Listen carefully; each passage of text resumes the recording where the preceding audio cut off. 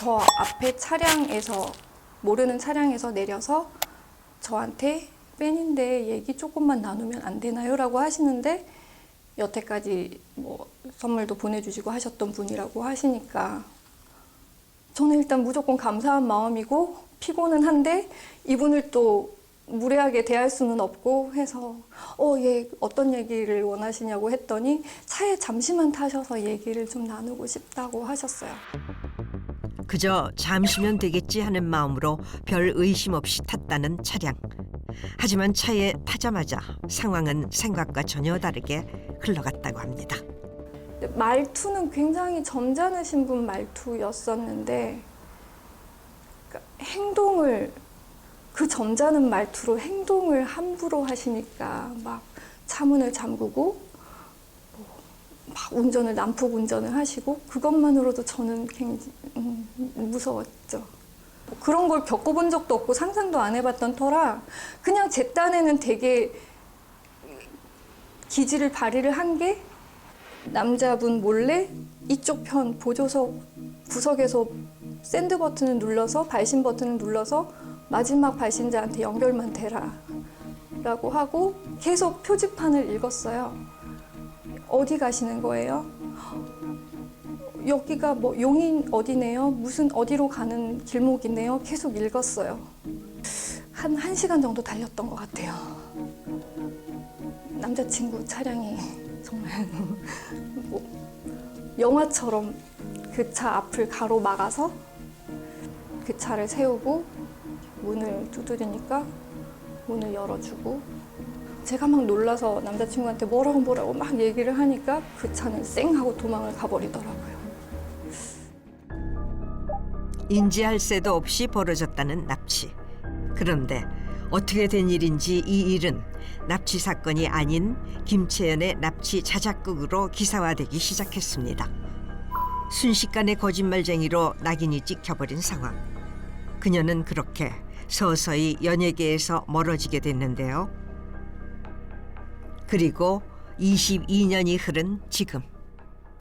아이고, 참 여기까지 얘기하는데 시간이 너무 오래 걸리긴 했는데 자작극을 벌인 적이 없고요. 그 상황이 납치란 단어가 맞다면 저는 납치를 당했던 게 맞았었고 현장에서는 나쁜 사람들에게 대처를 제대로 하지 못한 바람에 너무 오랜 시간을 허비를 했었던 것 같아요. 대체 그날 밤 무슨 일이 있었던 것일까? 요즘 시대에는 이해가 안 되는 상황이지만 그때는 남자친구가 있으면 정말 극단적으로 여배우는 일을 뭐 스캔들이라고 표현하면서 일을 거의 못하게 되던 시기였었죠. 그래서 기사를 내면서 어떻게 하다가 뭐 남자친구의 존재가 일단은 제가 누군가가 구해준 상황이 생기고 그거를 밝혀내는 과정에서 남자친구의 존재가 나오게 되고 그러면서 아마 회사에서 또 생각지 못했던 이야기가 감추고 싶었던 남자친구 존재에 대한 이야기가 나오니까 그거가 이제 와해가 되면서 이 사람이 남자친구냐 저 사람이 남자친구냐 뭐 이렇게 된 것들이 결국에 뭐 둘 다 남자친구였고 둘 사이에서 제가 뭐 감추기 위해서 양다리를 감추기 위해서 뭐 납치를 당했다고 거짓말을 했다 뭐 아주 소설 같은 이야기들이 뭐 제가 알기로는 그런 이야기인데 맞나요? 그렇게 흘러갔던 것 같아요. 모든 것이 그저 조용히 지나가길 바라는 마음으로 하루하루를 보냈다는 채연 씨. 토끼 아저씨 이리 와. 베리. 엄마 전화 왔다. 잠깐만. 아이고. 이내야. 해? 오늘 뭐 해? 오늘? 응. 나 집에 있지. 맨날 똑같이 애들 보고 있지. 아니, 애기들하고 집에만 있지 말고 답답하니까 밖에 나와서 바람 좀 쐴까? 나 만나서 차 한잔해. 차 한잔 하자고. 응. 시간 괜찮아? 너는 괜찮아? 나 괜찮아. 아, 내가 진짜? 갈게. 진짜? 응. 어. 얼굴 좀 보자. 그래. 하기야 그래. 너 생일도 못 챙겨줬고. 그래 미안해. 어떡해. 생일은 챙겨놓지. 오랜만에 사촌 동생에게 연락이 온 건데요. 그런데 전화를 끊고 난 채연 씨의 얼굴에 수심이 가득해 보입니다. 그렇게 핸드폰을 붙잡고 있기를 한참.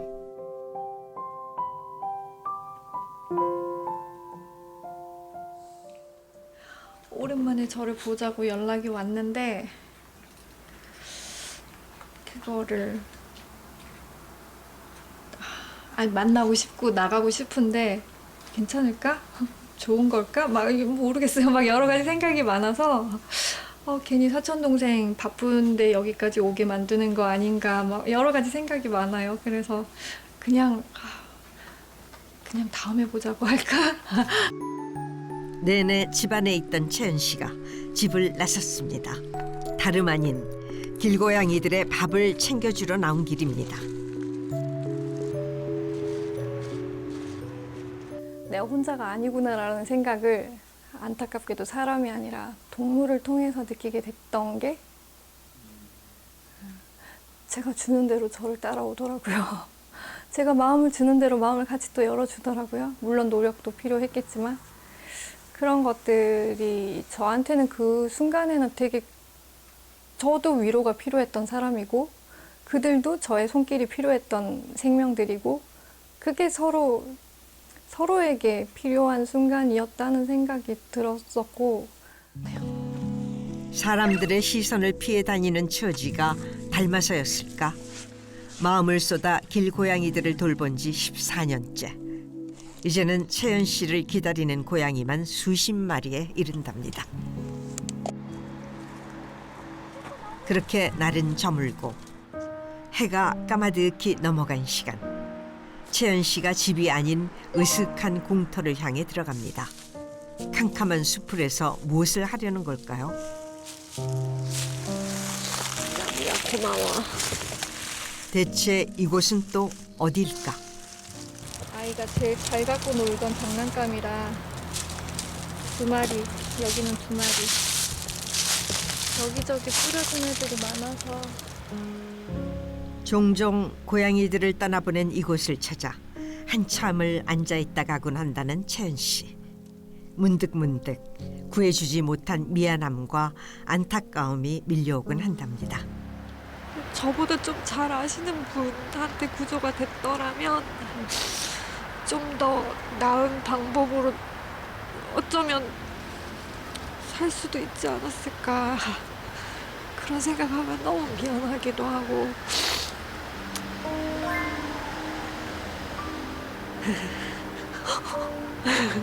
네, 아무튼 그래요. 너무 미안해. 좋은 데서 잘 지내고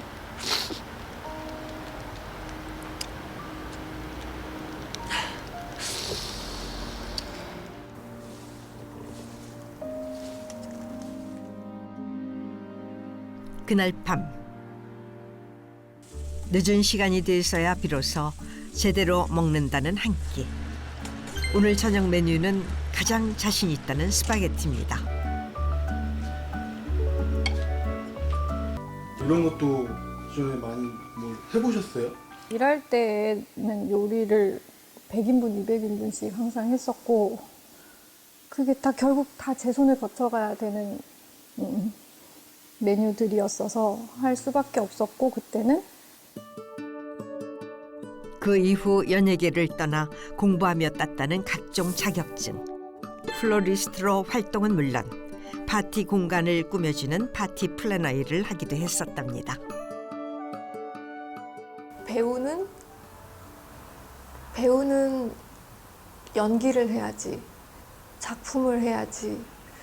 내가 정말 오랜만에 누군가 앞에 나간다면 정말 신들린 연기를 보여줘야 되지 않을까? 그러지 않고서는 사람들이 나를 인정해줄까? 10년 전 이름까지 바꾸며 드라마 복귀를 시도하기도 했지만 예전과 같은 모습으로 활동하기는 쉽지 않았었다고 합니다. 일을 하면서도 저분들이 혹시 나를 어떻게 생각하실까? 그 생각이 너무 큰 거예요. 나는 내 거를 제대로 바로 잡은 적이 없으니 저분들은 나를 혹시 그렇게 생각하시면서 지금 앞에서 웃고 계신 건 아닐까? 막 그런 생각이 막 들고 또 혹여는 뭐 조금만 껄끄러운 소리를 하셔도 혹시 그것 때문에 저러시나? 막 그런 생각들이 자꾸 드니까 아, 내가 아직 회복이 되지 않은 상태에서 누군가들하고 함께 뭔가를 하는 거는 내가 욕심을 부렸나 보다 라는 생각이 들었다.